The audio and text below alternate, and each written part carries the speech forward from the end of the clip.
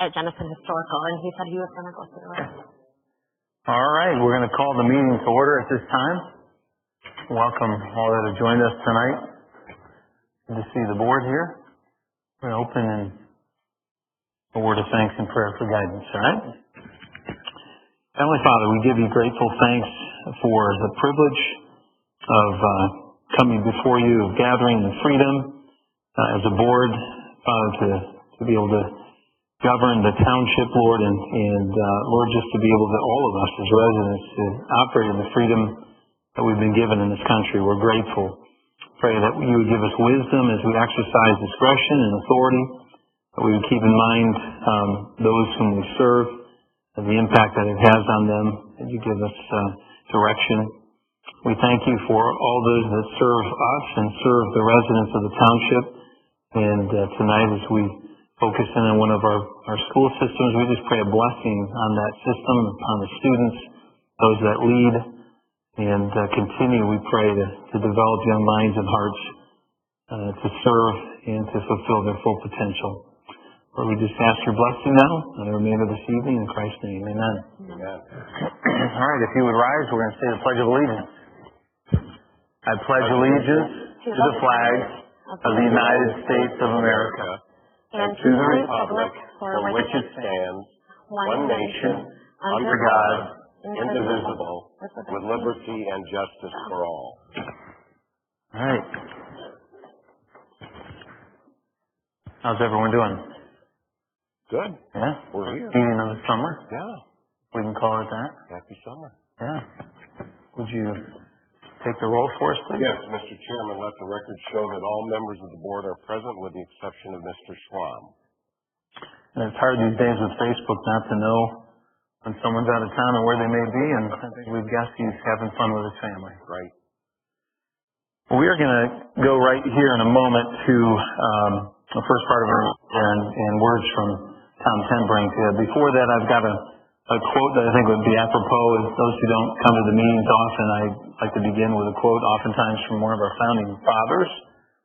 And they know I'm partial to Ben Franklin, and not to disappoint, I do have one by him. But before that, I quoted this, I remember, in a high school paper I had to write years ago, but the philosophy of the schoolroom in one generation is the philosophy of the government in the next. So said, anybody know? Abraham Lincoln. And that's both a truism and a cause for concern at times. We wonder sometimes, and this is my own side comment here, but when you see socialism taking hold with a greater and greater percentage of our population, I think it's taking hold at the school level, especially college, and then kind of coming up from there. So let's hope that that is not a true statement of our future. We know we've got good people doing everything they can to teach the true philosophy and principles of this nation. The other one is Ben Franklin. He says, a Bible and a newspaper in every house, a good school in every district, all studied and appreciated as they merit, are the principal support of virtue, morality, and civil liberty. So, well said. So at this time, before we go to Tom, is there a motion to approve our agenda for the evening? I would make that motion, Mr. Chairman. Moved and supported. Any comments? Anyone wish to add anything to the agenda at this time? Seeing none, all in favor say aye. Aye. Opposed, same sign. All right, the agenda is passed. Well, I appreciate our Superintendent Tom Tenbrink coming tonight. Jenison Public Schools, as we know, is completely contained within Georgetown Township. And I have for a long time had a relationship with Tom back when our daughters used to play soccer together years ago, and really since then, just as a colleague and as a friend and someone who I know is continually giving 120%. I don't know how you do it, Tom, for as many years as you've done it and everything you've poured out into this system, but I'll just say it's reflected in a lot of the good fruit that we see coming out of that system. And we're benefactors of that, as those of us who live in Georgetown. Often we'll have people come to us and say, one of the reasons I stay here is because I love the school system. And so you've been a real blessing to not just the system, but to the community at large. And we're glad to have you come and give us an update on what's happening in your neighborhood of the township. All right? Thanks, Tom. And I know I'm limited on time because I could be up here for an hour, 2 hours, 3 hours to talk about the school district I'm very proud of, and just to help put your mind at ease in terms of what Genesee Public Schools is producing in terms of our graduates in government. We've got 2 Genesee High School graduates sitting on the Georgetown Township board. All right. Doing their civil duty of representing us on this board. So we're thrilled to have both of them as Genesee graduates. And Rich Vanderclock was, I think, even the board president when I even came to Genesee. So you were on the school board, I don't remember, 8 years, something like that. So he's very familiar with some of the history of Genesee Public Schools as well. So thank you for your service to the district and for all that you did while you were there as well. I've been in Genesee for 32 years, and I've seen a lot of changes come during that time period. We currently have 700 employees, and what I want to share with you tonight is just give you just kind of a glimpse, and then leave time for some questions that you might have, or anybody in the audience might have, and so I'll try to use my time wisely. But what I'd like to talk about in the first slide tonight is school funding. And I know that as a township, you've dealt with funding from the state as well as we have. And so I just wanted to give you a glimpse. And this was a report that our Michigan legislature actually had in 2015. They hired a organization from Colorado to come in and to evaluate school funding, where we stood in terms of school funding as a state, because they were tired of hearing us say we're underfunded. And so the report came back, and Dr. Arnson from Michigan State University, Go Green, did a little bit of an analysis with inflation built in. And what you can see is we peaked in school funding in about 2002. I came in as superintendent in 2003, right when you start to see that decline. That's a 60% decline from 2001 to 2017. And as a result of that, we had to cut $11 million out of a $40-some million budget, which was really difficult to do. At the same time that we were budget cutting, though, we were adding programs. And I know people thought I was kind of nuts. And how can you be cutting in these areas but adding programs in these areas? And what we were trying to do is to continue to offer programming that would attract families to Genesee, keep families in Genesee, because we are funded by per pupil. And so we were at a point where in Genesee, unfortunately, when the recession hit, nobody was selling their homes, and Genesee has always kind of been dependent on homes turning over. And at that point, we were losing students. And so we were a declining school district in terms of the numbers of students that we were able to serve, which then took our funding down, which then caused more cuts, et cetera, et cetera. So we had to find a way to right the ship, so to speak. And so we're going to talk about some of that programming tonight. But this report that came back from this group has indicated that we're funded at about $1,600 less per pupil than what we should be to be providing an adequate education for our children. That doesn't even address the special ed funding. So the next slide will show you here what we see in terms of school funding for the United States of America. Now, all those squiggle lines, they all represent one state in the United States. But the red line represents the state of Michigan. We're dead last. Wow. Dead last in funding for public education from 1995 and 2015. You can kind of see how that red line kind of peaked, and then here we are in 2015. That's what we have to deal with. So when you hear me talking about we need more resources, this is why, and we can talk about the needs that we have, because education today requires that we provide all the physical needs for families, all the counseling for families, all the mental health that we have to deal with in today's society, the behaviors in classrooms that we haven't ever seen before, and in instruct students as well at the same time. So this just gives you an idea. We're at about 82% of the funding that we had back in 1995 right now. It's the most inequitable funding system in the entire United States of America in the state of Michigan. So something we're working with our legislators, but with term limits, it's really difficult to get funding and funding changes. Next slide. So how are we doing with the funding that we received? I thought this would be something that would be helpful for you to see. But instruction, where we want to do is we want to make sure the dollars that we get into the classrooms where it's going to most impact our children. And so you can see we're 89th in the state out of 825 districts, but that means we're in the top 10% of all school districts or all school entities, that includes charter schools, et cetera, top 10% of getting the dollars to our classrooms. So how are we doing in terms of our administration and business services? We're in the bottom 10%. That's where we should be. That means we're not administrative heavy. That means we're taking the dollars that we get and we're pushing them into the classroom, and we're not sitting with high administrative costs. How are we doing in terms of K-12 operations and maintenance? Once again, here we're sitting at about bottom 15%. Now that's okay for a while, but eventually it takes its toll if you're not maintaining the facilities that we have. So we have to keep an eye on that. But again, we're trying to get as many dollars in the classroom as we can. So then if you look at kind of the total revenues, 224th out of 825, which means 73% of all other K-12 educational institutions in Michigan are getting more revenues than we are on an annual basis. All right, next slide. School funding, as I talked about, was based on student enrollment. So as you can see, as we kind of talked about when we started to hit those green bars there in 2007, 2008, we started to become a declining school district. But you can see the upswing started in 12-13. Actually, it started in 11-12. As we gained more students. A lot of that is because of the programming that was implemented, in addition to things like the Genesis Center for the Arts. Helped us get in that upswing.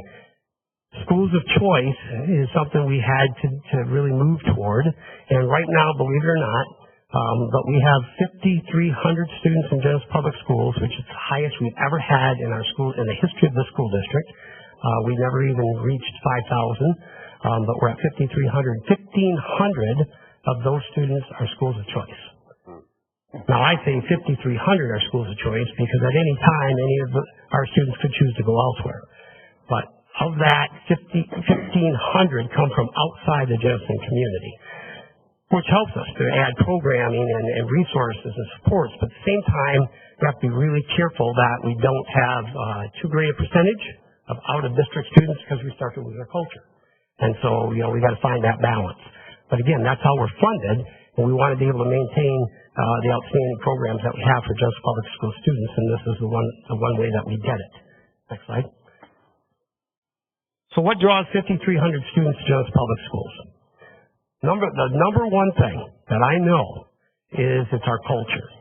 Because we have people that are in our buildings that believe that their mission is to be servant leaders.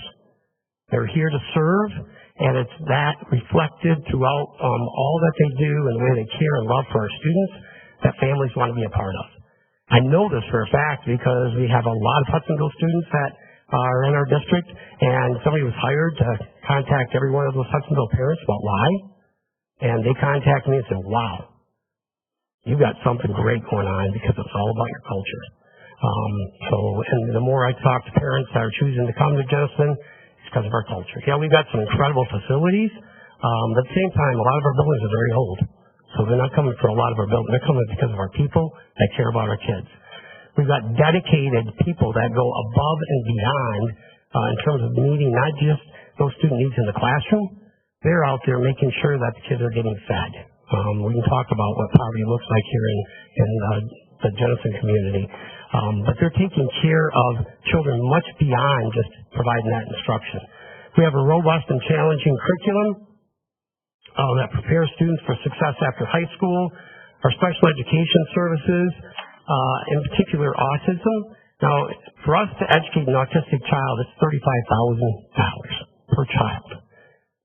We don't come anywhere close. Our special education costs are $1.2 million out of general fund beyond what we're funded from the state and from the ISD for special education services.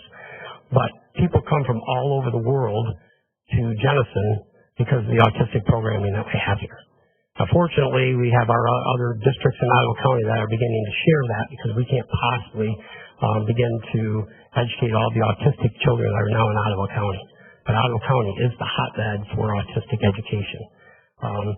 In addition to that, our innovative programming, we have 18 AP courses that are offered.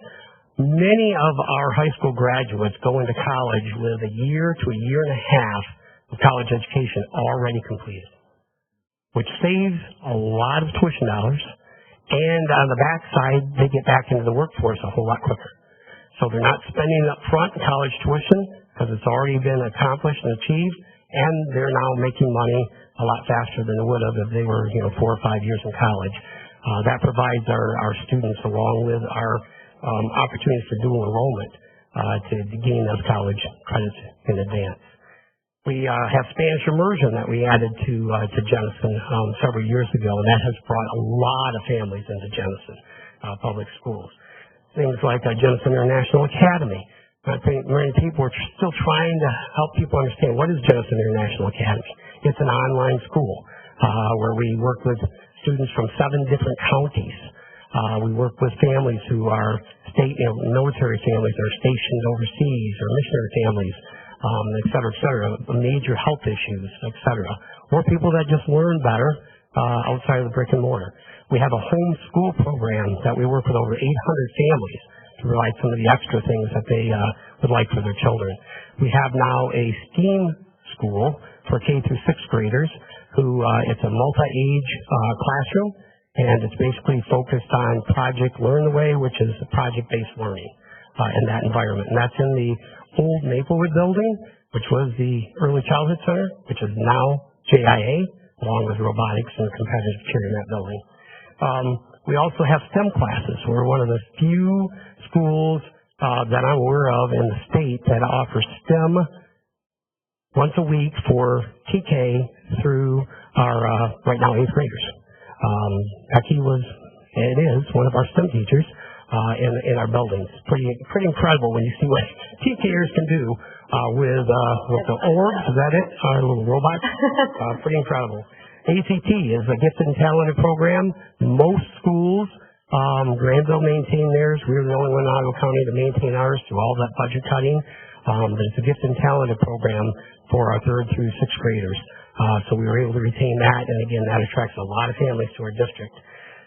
Our renowned fine arts program, we have one of the best orchestra, band, and choir programs that the state has to offer.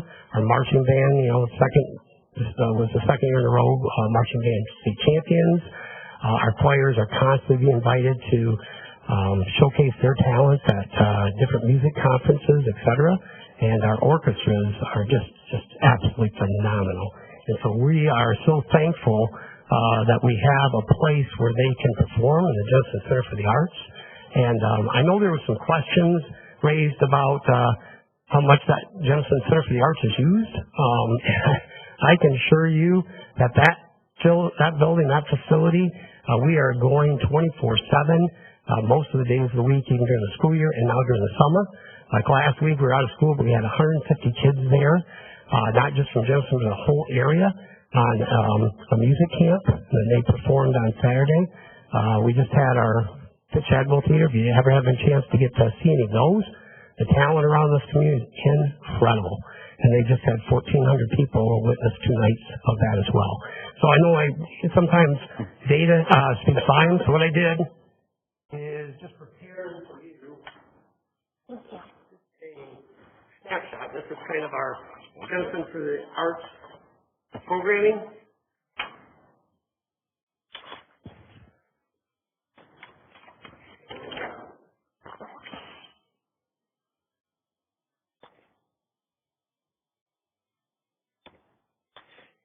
And you can see just from a summary on that front page, and then I gave you basically a monthly report of how that facility is utilized. And I know for a fact that families have moved to Jenison because of the Jenison Center for the Arts, because of the statement that it made, where this community was going, and as well because they value the arts for their children.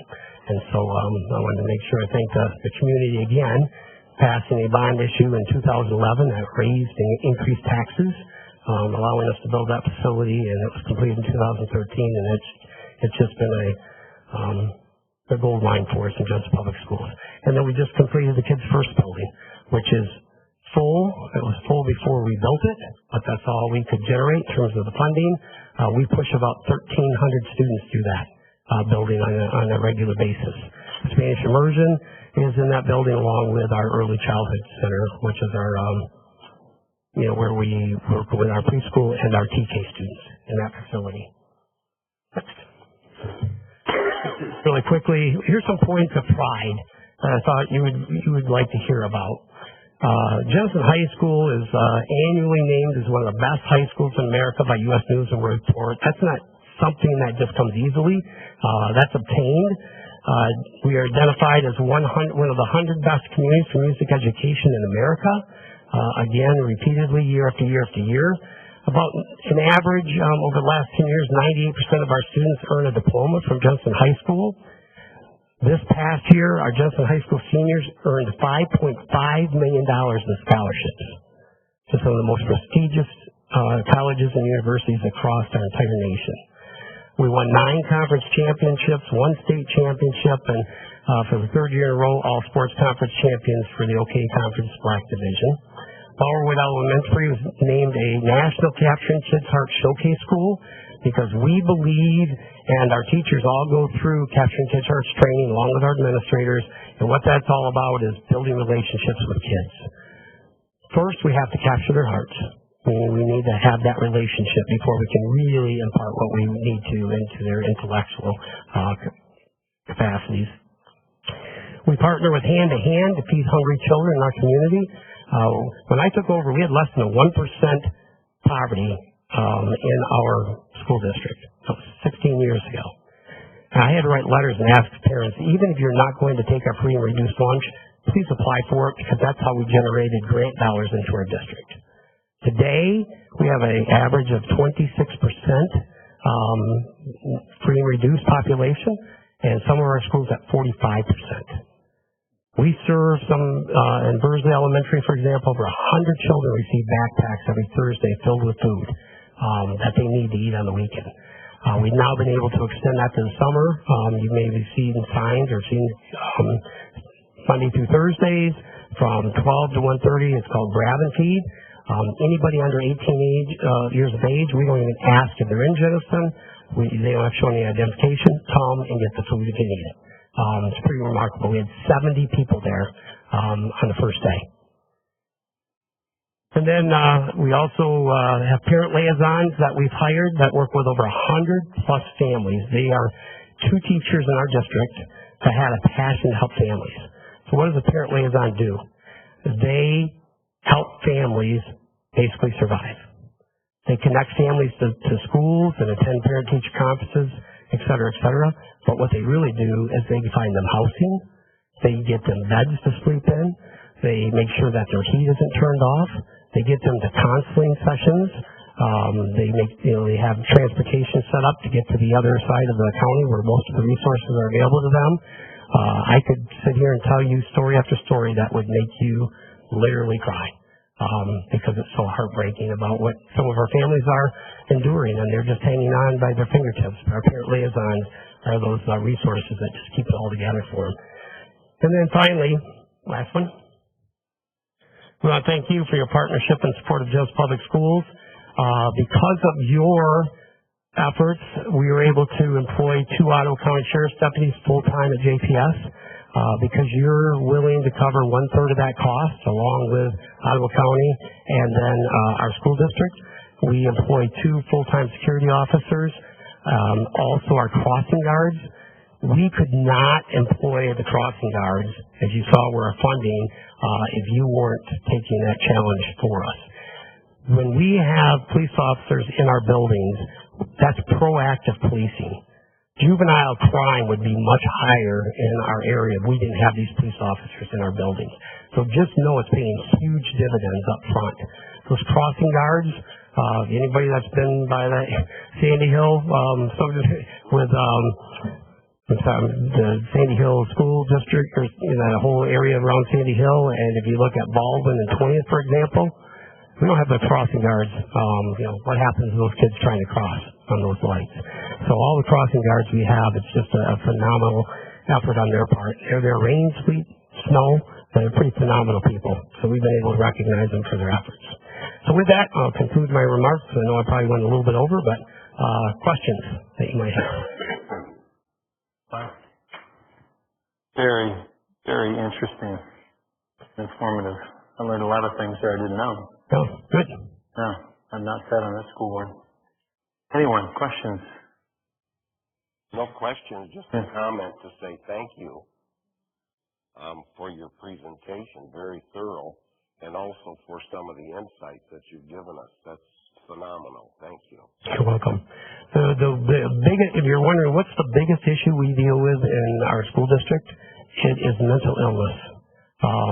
We have so many children that are seriously mentally ill that we're teaching our administrators and teachers what it means to work with traumatized children. And it's difficult because when you have 2 or 3 traumatized children and the way in which they act out, flipping tables and creating trauma within the classroom, we're providing that security on the outside so nobody can get in, but we have dangerous situations happening inside of our schools because of traumatized children that we're responsible to work with. And so that's a huge issue. Anxiety and depression with our junior high and high school students that are all-time high. Kids that you would never suspect, are some of our top academic students, some of our best athletes are talking about taking their own lives. And so we're doing everything we can to meet their needs. So we've got a social worker hired for every building now. We just have to take a lot of our resources and pour it in to making sure our kids are mentally healthy and stable for us to even begin to instruct them. So that's our biggest challenge, and it's far greater than anything I've faced in my 32 years at Jensen. So it's a true issue. It's remarkable how, you've had to more or less reinvent yourself from that time going down and then now coming back up again. Yep. You probably envy the superintendent who preceded you. You've never been in a rising budget scenario, but just to think about it's enlightening to someone who's not in that setting how you have to almost be all things to all people. That is, it's more than reading, writing, arithmetic, and so on. What happens in the classroom is just a portion of what's expected now of our schools and with our students and otherwise. Hard to manage all the different angles at which you need to affect and impact what goes on in learning, instruction, safety, and everything else. I can't imagine the logistics behind it, and then to do it in I guess a declining, at one time declining enrollment, now increasing, but then a declining budget situation. Why such a disparity? It may seem obvious it's the way we do proposal A or whatever, but we went from sort of being middle of the pack to well below 49th state. You tie that all then to the well, certainly when Michigan hit the recession, we all felt it, right? And so that when the car industry went down, we went with it, right? And so you saw that decline. Proposal A would still be working today, as it was designed back in 1994, but unfortunately it's been abused and misused. So they're taking money out of K-12 education and paying for colleges and universities and community colleges that used to be paid out of the general fund. So a little accounting maneuver, but that certainly cost us. Retirement costs for us that we have to send to the state of Michigan for every employee. 35% of every payroll check we write goes to the state for pension.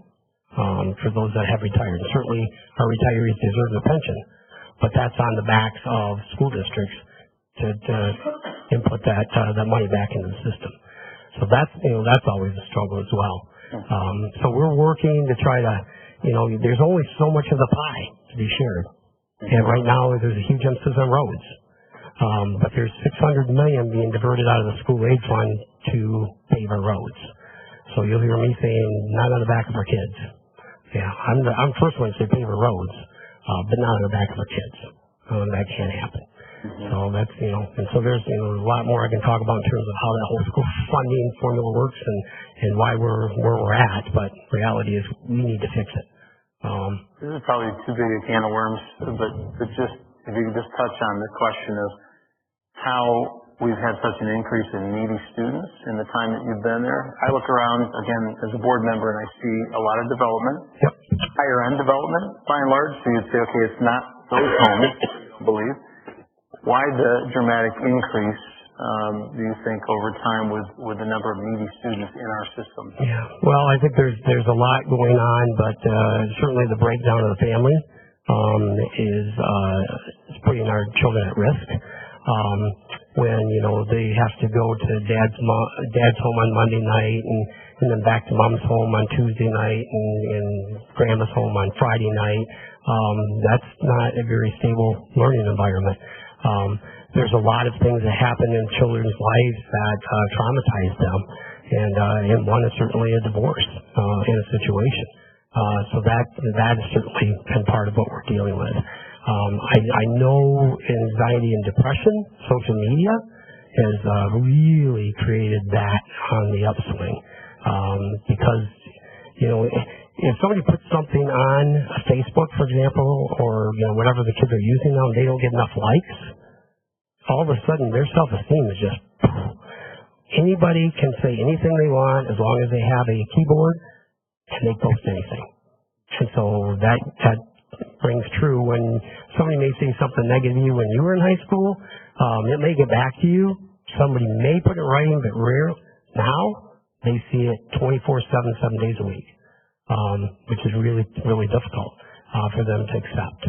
Sometimes when it's not something that they want to hear, and kids can be cruel on social media in particular, as adults can be, unfortunately. So just the whole tenor of society, look how we treat each other in society as adults. And then think about how that then translates into the school.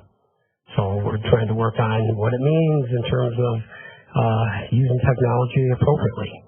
So we're working on creating curriculum for that as well. So there's all kinds of factors for certain, but yeah, it's pretty important work that we have to do. Yeah, for sure. Yep. Questions? Just excuse me, just another comment. One of the things you pointed out, I think it was on your probably second slide, was you used the word dedication. Thank you for your dedication, but to all the teachers and others, it makes a difference. Oh, absolutely. And you'll see, this year our theme was Champions of Children, and our teachers are our heroes in every stretch of the word, because they are there in the trenches every day, loving on those kids, caring for our children, and the work today for teachers in the classroom is much different than it was 5 years ago even. And so I appreciate you pointing that out, because truly they are our heroes. Thank you. When I ask you to come speak, I had in mind to learn as we are, but also to ask you the question, is there something as a township board that we could do better, or that you feel is maybe lacking, or we could assist you better or continue doing? I know you mentioned the safety officers and crossing guards, but anything in particular come to mind? Yeah, I'm glad you asked that question, because I had in my notes and I just never even looked down at that. It's what you are doing as a township board for this township. Yes, families move into Jenison for just public schools. I mean, we have a lot of families coming for our schools, but if we didn't have the parks, if we didn't have, the new library, if we didn't have the dog, park and the bike path, et cetera, I'm not sure as many families would come, but they see it as a great place to move and to be able to live, work, and play and have your children educated. So the work that you're doing as a board on this whole community, seeing new businesses coming into the community, that speaks volumes to new families coming in. They want to be a part of that. They want to be a part of something that they see is growing and developing, and so that work alone supports the schools. We're all together in this. We partner with all the area churches in so many different ways, which I talk to superintendents across the state, and they're going, "You're doing what? How do you do that? How do you partner with churches and do this hand-to-hand, feeding kids? How do you do, the mentors that we bring in from our churches? Why is that allowed? Because we have to. It's our mission. And likewise, it's you and your leadership in Georgetown Township working together, on behalf of all the families. So I think the work that you've done is just absolutely amazing. And I think that I would just encourage you to continue the vision, keep making it happen. And our families, I can tell you because I hear it from our families that this is just a great place where they want to raise their families. Good deal. So, pretty cool. Yeah, I appreciate that reminder. Yeah. So we love to have our graduates move back. They want to burst that Jensen bubble. They do, but then they move back, which we want. So that's awesome. Thank you for your time. I appreciate it very much. Oh, thank you so much. It really, anytime you have an organization, it's a top-down thing. Even though you empower those below you, the top sets the example. If you're serving, if you're leading, if you're giving, extra effort and so on, they model that. And so it's a reflection in a lot of ways of the leadership you provided for years, Tom. So, bravo. All right. And neither of us is perfect, right? This organization or yours, we keep striving to improve. So, well, thank you. All right. And you are free to stay or go. It's entirely up to you. And we'll move on now with item number 7 in our agenda. It's just communication letters and reports that have been received for information. And then item 8, public comments for action items remaining on the agenda. So if you saw anything on the agenda this evening, whether you saw it online or printed a copy to see for yourself, if you saw anything there you wanted to speak to, now would be a great time to come forward, identify yourself, and address the board. There's also another public comment period at the end if you want to talk about anything that's on your mind at all in the township. So, is there anyone at this time would like to speak to items on the agenda? Yes, Don. Qualified me, but I think I can piggyback on what Tom just talked about. But this is a great place to raise a family. We know you, but just identify name and address. Ron Valerius, 2690 Cedar Grove Court, Jenison. And if I have you right, Ron, you're speaking to what he just addressed, that is Tom's point on the agenda, is what you'd like to speak to. All right. It piggybacks on the whole issue of housing, affordability, cost of living in Georgetown Township, and want to pursue that avenue. All right. Thank you. I was asked from this board to sit down with Dan and review some possibilities of affordable housing. As I get more and more involved in the situation, I've come to conclude that you're unable to resolve it. It's such a huge, huge problem. And there are different places, and what I want to encourage this committee here is to be a leader and not to respond or wait too long. There was a meeting 2 weeks ago with approximately 150 people that showed up in Grand Haven. I believe it was called, but I'm not 100% sure, it was called Next Home. And it was all about affordable housing.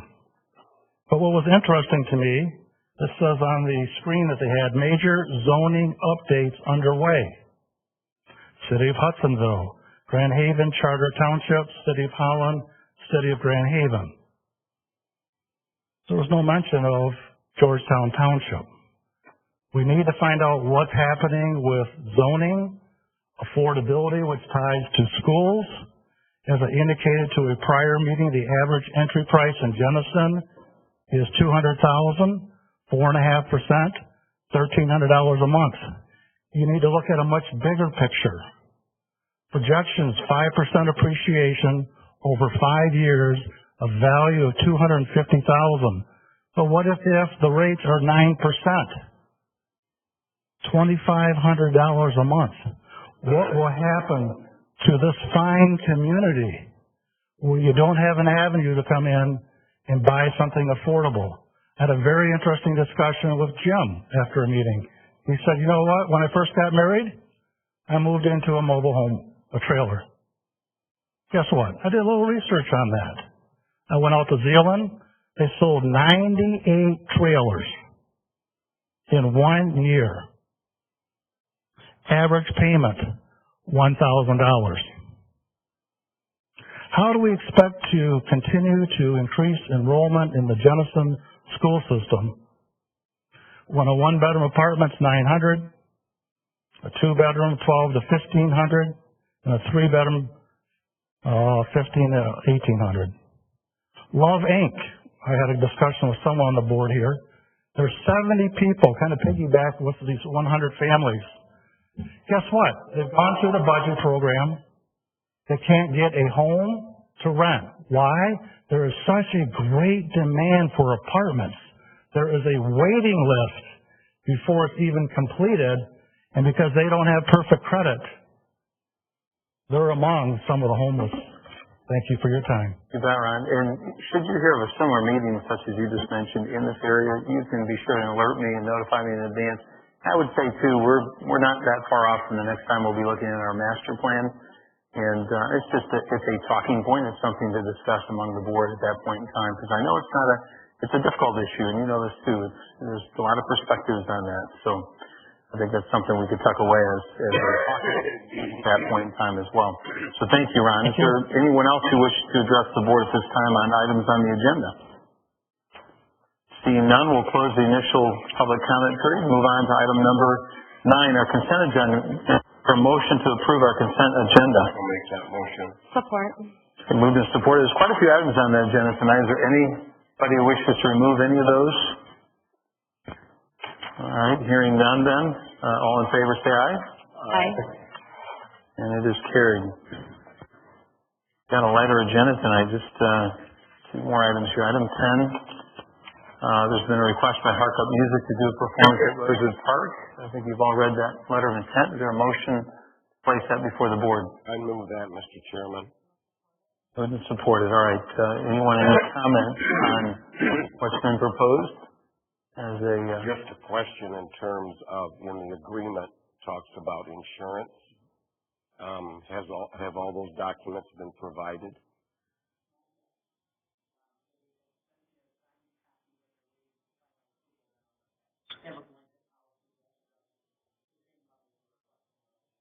Okay. I know they'd be providing it at no cost to us and placing a deposit, I believe, in case there were any damage, but sounds like a good activity. Anybody else? All right. Seeing none, all in favor, say aye. Aye. Opposed, same sign. That motion is carried. Number 11, letter of intent for wetland creation at Maplewood Park. Very interesting one. Anyone want to put that before the board? Support? Just supported. All right. How about our services committee? Anybody want to elucidate some of the discussion we had about that? Did it come out, by the way, was it unanimous coming out of services? I'm not on services. Was it? Oh, is it? Okay. All right. So I guess we have Carol and Michael here tonight. Anybody want to speak to it? Yeah, go ahead. If you like. This is the area west of the lake, of Maplewood Lake, that we've master planned for a wetland. And one of the charges we had for years is see how we could develop this into a wetland at no cost to the township. And so essentially doing credits for creating the wetland. And so the airport needs credits for some of their expansion. And so they need Gerald Ford. Gerald Ford Airport, yes. They need river credits and or creek stream credits, which we have the ability to develop at this site. So what you have before you now is just a letter of intent. There's a lot of exploration on will the site work, what the cost will be, how it will go from here, and where this can turn. So basically today you're just asked to approve that. We kind of like the idea. We aren't approving it, but we'll wait for the details in the future. We don't want to go through all the effort of having engineering studies done, at least the airport doing that, if we're not going to approve it. So really this is just a letter of intent. If everything works out, then we will get the wetland built, and our compensation will we'll end up with the wetland that we want to help improve water quality, and we'll end up with a trail around that whole area. So they'll build a trail for us. It's possible they end up providing funds for us to build a trail. We're not sure how that'll look right now, but that's all part that we have to kind of research. So right now it's saying, hey, we like this idea moving forward, working with the airport and getting this developed. And go ahead and move forward. Let's develop the plans. We're supportive unless there's some surprise. But generally, we know what we're looking for. We're looking for a wetland and a trail, and they know they're looking for a wetland. So if we both can get what we want, then this deal will work. So that's kind of where we're at. Any questions? It's just interesting, the swap between an airport in another county and a piece of land next to a lake. And fortunately, it's the same watershed. So Yeah, okay. Yeah, so the swap is allowed. Remind me, Dan, I'm sorry, you described the path, obviously we had the path there along the lake. It would go around more or less the perimeter of that, or how would that look? You want to bring up a Google Maps of Maplewood there area? She can bring that up in a second. Basically, it's the master plan we have for the area. And we kind of showed that, and we should have probably brought that tonight. I apologize, because I thought everybody was, had seen that quite a bit. So, but for the audience and stuff, it would be good to show. She'll bring up the Google Maps here, and we can kind of show the area. It's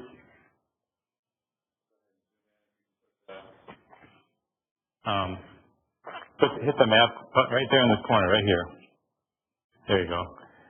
So this is township property right along the lake. We currently have this trail right here. You can see it going around. This is our property right here. It's been farmed, and it's still being farmed, and they pay us a small rental fee. It's mostly just to keep it knocked down. But we want to build a trail now around this side and to kind of loop around this property.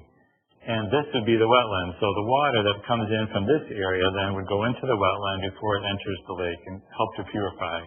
This is still the main body coming in over here. So our work's not done, but it is one more area of water coming into the lake, kind of to let it be treated before it hits the lake itself. So it's all part of to try to improve the water quality and to continue to improve it.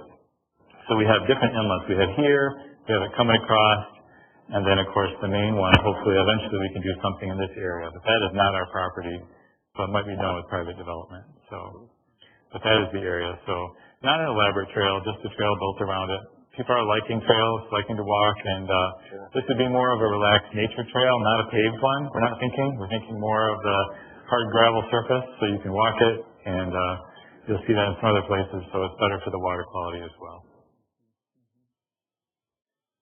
Well, I think it's a great opportunity to move forward, investigate it, and what's interesting to me is in reading the memorandum of intent in terms of what the state has set up through what used to be the DEQ, now it has a new name, but that there's an act that incorporates this across the state where you can do this even though Gerald R. Ford is in a different county, and we're in Ottawa County, that you can do that cross kind of thing. I think it's well worth looking into. I'd be in favor of it. Yeah. I wonder, to what degree, Woodcrest has some wet areas too down the road. If you could swap and get a trailer. You have to understand that we're creating the wet area. Yeah. Here. You don't get credit for an existing. Okay. Maybe we can try it out a little bit. To be clear, that's why we're having the farmer farm.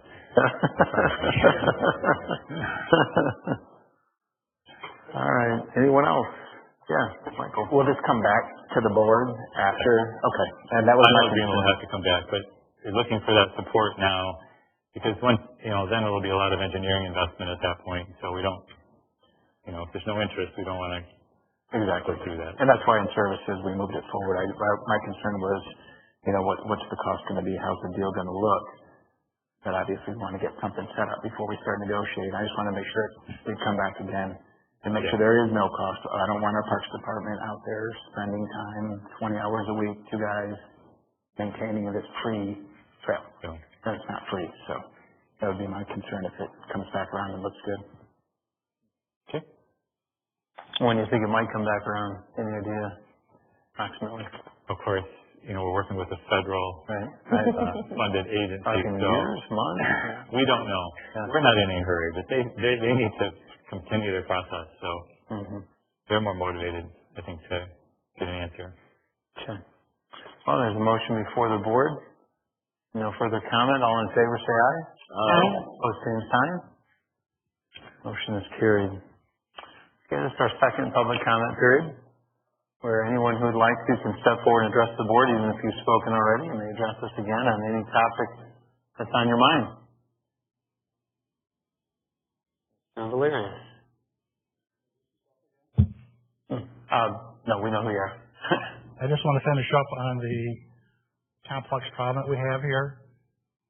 You make some changes in your zoning, doesn't change the problem. What we really need to do is bring a the best of the best of the best that understand this problem. You need to get bankers involved, appraisers involved, renters involved, builders involved, developers involved, real estate agents involved, surveyors involved, cities involved, township, work together as a team because it's a problem for all of us. And that's not happening. Everyone's doing their own little thing on a very small scale, but they need to work together to put this together.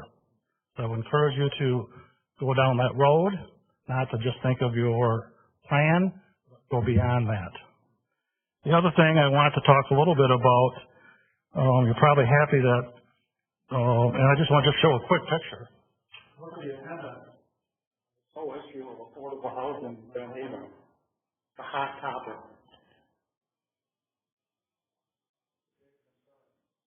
The other thing I'm concerned about is we spent so much money in $1 million in our entranceways, and we've done a beautiful job and a well-done job.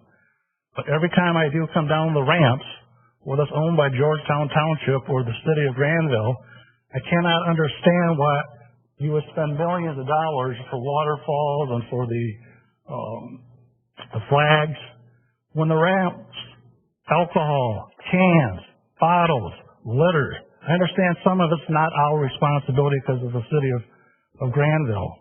But again, the goal when I was on this committee was first impressions. And I challenge all of you, drive up and down the ramp and really take a close look. Where the pet store is, I talked to Dan about it because it's all about hiring someone or paying. No one's cutting along the ramps.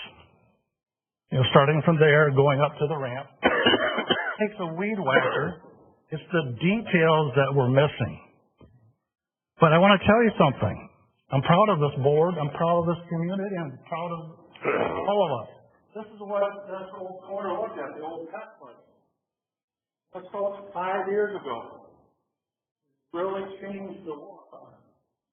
Way of coming into Genesis. But what I want to challenge you is, and then the old log tattoo came in. What changed?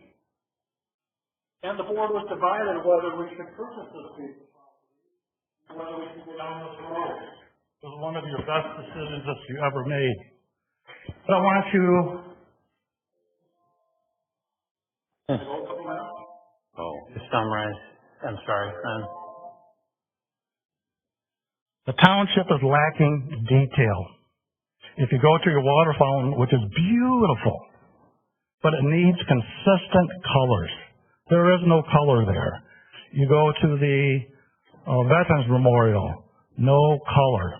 And when there is color, because they're perennials, they're gone in a couple weeks. So my word of wisdom to you is look at the detail, increase the color, and look up and down the ramps to make sure that everything's covered. And my last statement is, shame on you.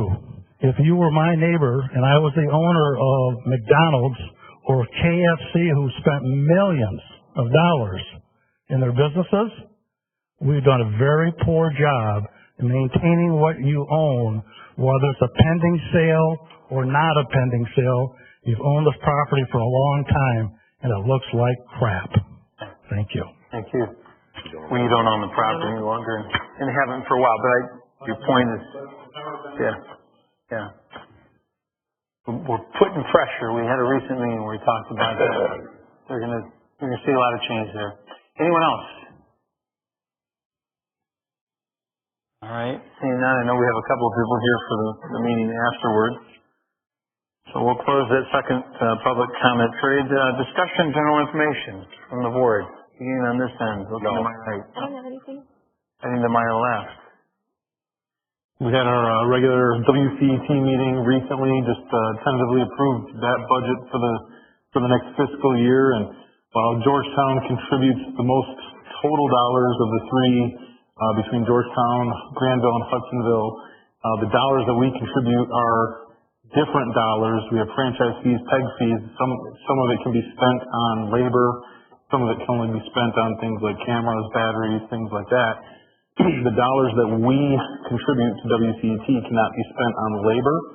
And so, like I said, while we contribute the most total dollars, there's a struggle to maintain the labor force there and find dollars for that as people are changing their viewing habits and how those dollars are coming in overall from all three communities. So just an update on that meeting that we had recently. Thank you. Michael? Oh, all right. I think you were all notified the Baldwin property has appeared scheduled for closing in mid-July, so we'll see if that comes to fruition. Take a little time, if you would come, go out of your way to say hi to our new employees. We've got Sean and Liana. Sorry to see Ted and Callie go. Ted, I think, kind of got a dream job going back to where he grew up on Norton Shores there, but I know that's going to miss him, and we'll get used to Sean working with you now and pick up where he left off. So change is always a constant. Mr. Supervisor, just a quick comment regarding WCET and the comments that Jason made. I think it would be something for us to consider the study of a feasibility of maintaining ties with WCET. I'm just throwing it out there. I'm not saying yay or nay, but I think we need to be aware of that because he made the comment, change in viewership, and that's huge today. It just would be interesting to get some data to support sustainability of that venture. Perhaps Jason, he said maybe you do, I don't know, but I'm not asking together information. Right. But a future discussion, yes, he could contribute to was bringing forward to the board information along those lines. Yep, we tasked the station with coming up with some reports and looking historically and bringing some information back to us about some of the funding and different things. So I'll certainly report back on those findings and certainly have any other discussions as well. Sure. Good. That'd be good. All right. Anyone else? Seeing none, is there a motion to close? I would move that, Mr. Chairman. Support, all in favor, say aye. Aye.